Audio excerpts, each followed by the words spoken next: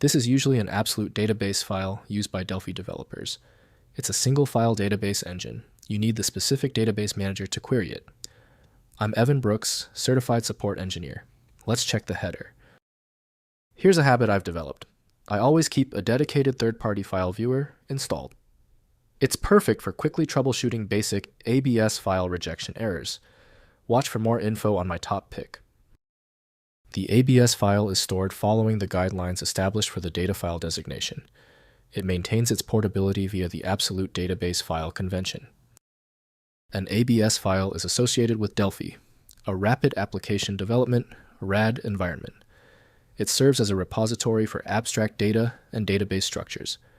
These files are integral to organizing and managing data within Delphi applications, facilitating efficient data access and manipulation.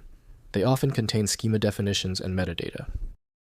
ABS files in Delphi are typically structured to define database tables, fields, and relationships.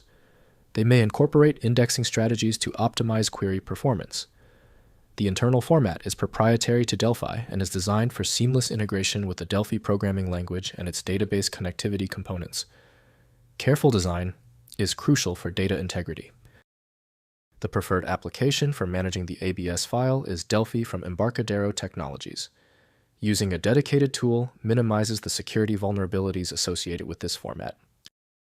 Windows exposes only limited internal information, meaning full interpretation depends on the generating tool. First, identify the creator. Determine if the file is an absolute database file or a compiled program file.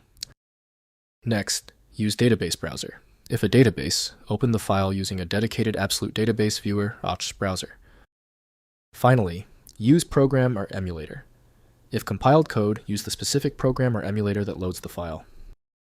Remember to check out the File Magic resource. Your viewership is awesome. Please like the video and subscribe to catch more of my expert content.